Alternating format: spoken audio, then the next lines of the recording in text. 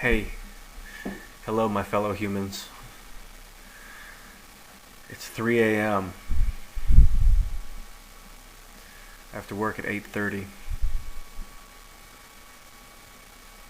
And it's kind of a shitty situation to be in. But I had a great night. I went to Sacred Fools to go kind of party after Mulholland Christmas Carol just opened tonight. I didn't go to opening night. I wish that I said I didn't have the money, but of course I have the money. Money doesn't matter. I have the money in my wallet, so I'm going to go tomorrow night. But I went afterwards to hang out with them. At midnight, I went over there and had just an amazing conversation with my friend Rebecca and Justin, the guy that I met, and Kiff, and Todd and Corey. The list goes on. But Rebecca, it was like a real connection where it was so intense. Like I knew she saw reality like I see reality. Not that we aren't constantly growing from each other, but there was this moment of like where I was like just like wow.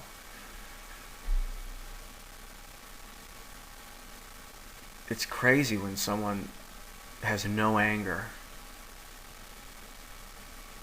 And I guess maybe she was just giving that to me because I was giving that to her. No anger. I was just completely relaxed and talking to her, and it was about, people and everything with no anger. So many people are just so angry. It's hard to get. It's just a roadblock, It's hard to get deep. And that's what I think. What my favorite part of relationships is getting deep. If you can do it with no anger, why not? Just probe the depths. It can only help everything. It can only make you more comfortable with people, make the situation better. Me, I say you, but it can only make me more comfortable. It can only make me more comfortable in a situation to do it. So that's why I make myself do it.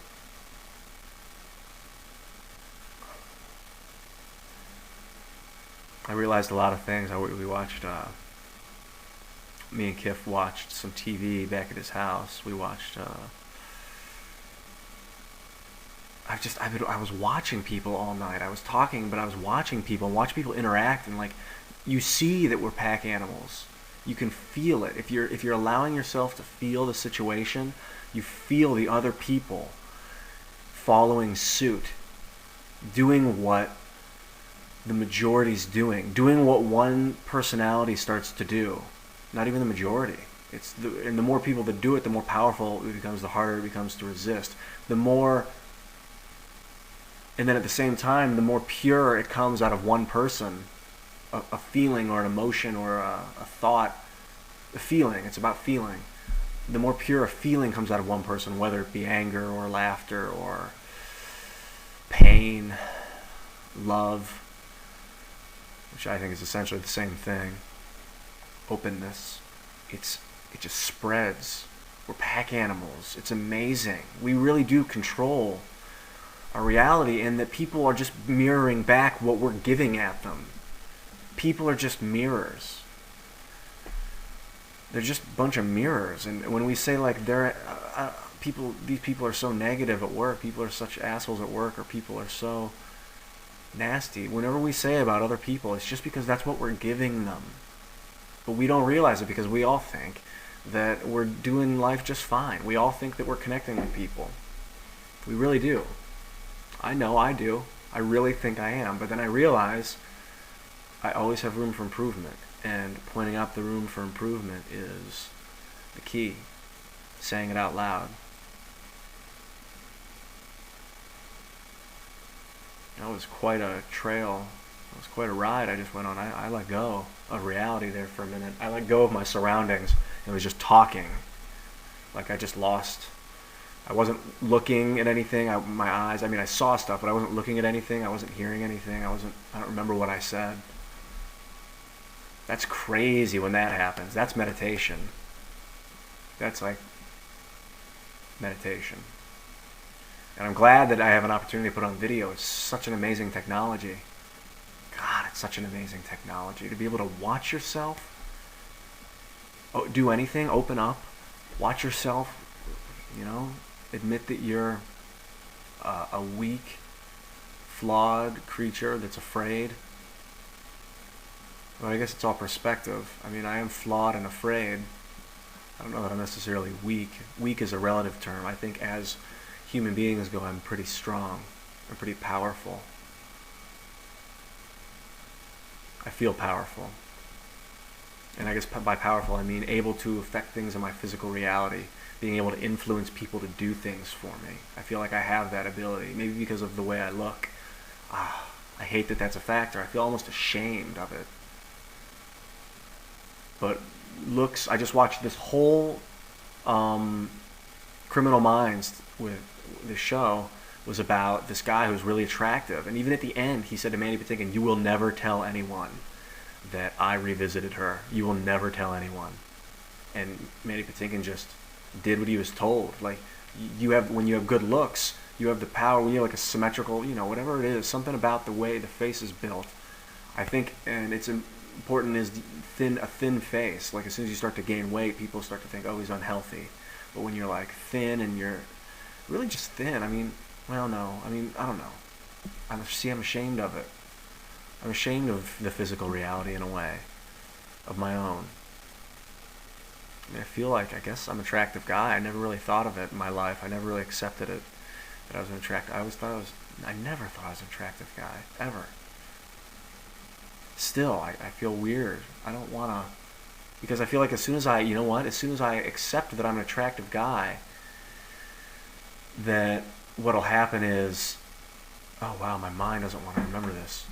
As soon as I accept that I'm an attractive guy, then I'm going to want to, it will manifest it, and I will start to want to control my reality.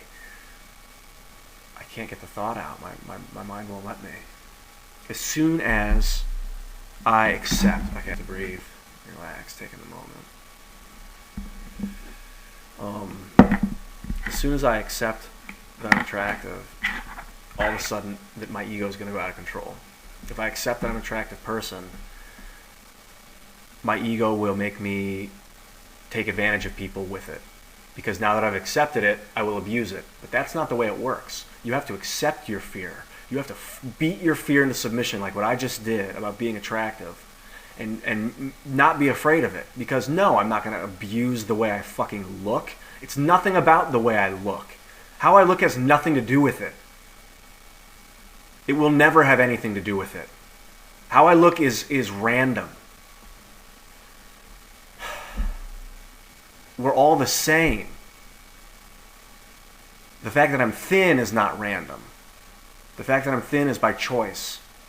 I know it's controversial, and I've never been overweight, and I don't want to speak as if I am overweight, but I felt myself get overweight when I started drinking, started eating pasta all the time, even when I wasn't hungry. I gained like 25 pounds, 30 pounds, and it would have kept going, but I stopped drinking. I know what happens when you gain weight. I was playing a lot of video games, World of Warcraft, nonstop in Chicago, just eating pasta every day, drinking beer all the time, and I just was totally indulging in life, and I was gaining weight. And moving to LA was nice because you can't drink and drive in LA. I mean, you can't drink and drive anywhere, but you really can't drink and drive in LA because the cops are out in force. You're busted. I mean, plus there's so many people on the road. There's just people everywhere. You don't want, drinking and driving, it's a risk. Not that don't ever do it. I mean, I've done it twice.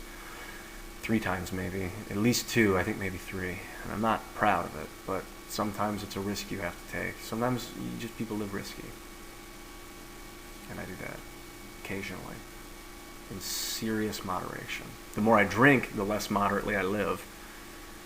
So drinking and eating and all that, I gained weight, but I'm diverting from the point of physical attractiveness, which is a fear of mine.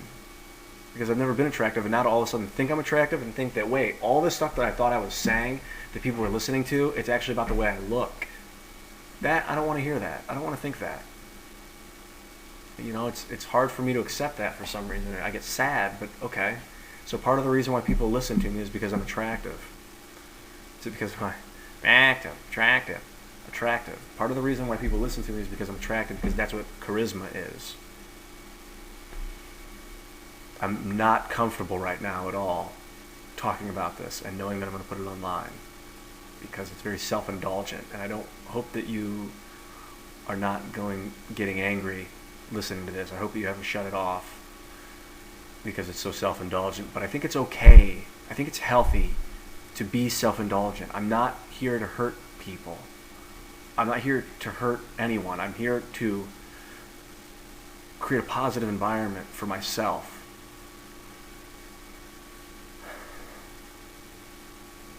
To the fullest of my ability. And I want your help. I want your help. Please. In the anger, that's the killer, but there's a reason for the anger.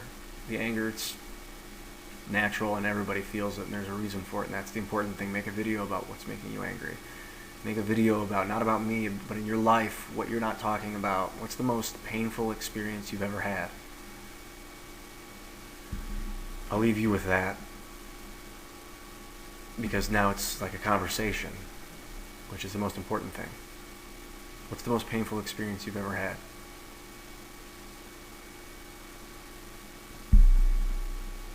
And then maybe I'll make a video response to that too.